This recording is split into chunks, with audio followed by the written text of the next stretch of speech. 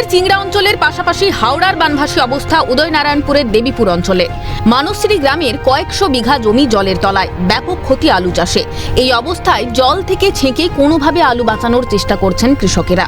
অনেকেই আবার ঋণ নিয়ে চাষ করেছেন। সেই ঋণ কিভাবে পরিশোধ করবেন তা ভেবে পাচ্ছেন না ক্ষতিগ্রস্ত কৃষকেরা।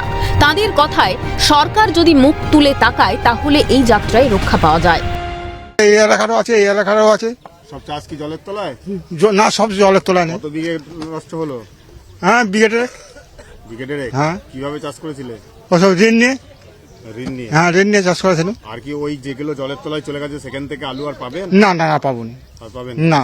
তাহলে ঋণ পরিশোধ করবেন কি করে? কি করে করবো, আমার সেইটাই চিন্তা। এবার সরকার যদি একটু আশ্রয় দেয়। এবার কি আর বলবো, এবার তোমরা বুঝবেন, বলবেন। আমাদের তো ক্ষতি হয়েই গেছে। কত বিঘে ধানের চাষ ছিল? 4 বিঘে। 4 বিঘে ধানের সমস্ত জমি হ্যাঁ, সমস্ত জমি নষ্ট হয়ে গেলে 600 টাকা পেয়েছি ব্যাংকে ক্ষতিপূরণ। হ্যাঁ। অন্যদিকে বালির বস্তা দিয়ে বাঁধ মেরামতের কাজ শুরু করা হয় সেচ দফতরের তরফে। সোমবার এসডিপিও আরামবাগকে সঙ্গে নিয়ে প্লাবিত এলাকা পরিদর্শন করেন হুগলি গ্রামীণ জেলার অতিরিক্ত পুলিশ সুপার কৃষাণু রায়। একই সঙ্গে এলাকা পরিদর্শনে যান প্রশাসনিক আধিকারিকেরা।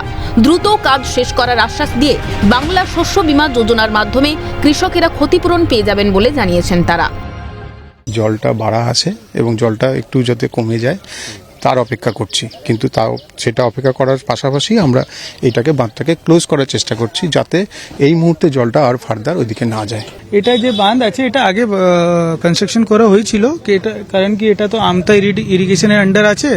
আমি এই সাহেবকে অলরেডি বলে দিয়েছি কি এটাকে তাড়াতাড়ি রেডি করাতে হবে, কিন্তু এটা আবার একটু জলের ফ্লো বেশি ছিল, সো এটা একটু মাঝখানে ব্রেক হয়ে গেছে। এটা আবার কাজ চলছে, আজকে আমরা আশা করছি আজকে শেষ হয়ে যাবে। যে ক্ষতি হয়েছে ওটা অলরেডি যে এনরোল্ড আছে বিএসবি বাংলা শস্য বীমা যোজনা, তার আন্ডার যে এনরোল আছে উনি তো নিশ্চয়ই পাবে। এর জবাব রাজ্য সরকারকেই দিতে হবে, কড়া প্রতিক্রিয়া খানাকুলের বিজেপি বিধায়ক সুশান্ত ঘোষের।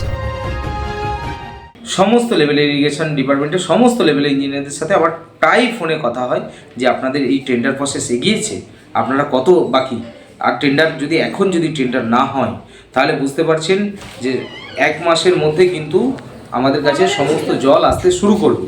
এই এলাকার মানুষজন বলছেন এটা কোনো প্রকৃতিদায়ী নয়, ম্যানমেড পরিস্থিতিতেই বন্যায় প্লাবিত করা হলো নতুন করে গোটা খানাকুলের বিস্তীর্ণ এলাকাকে।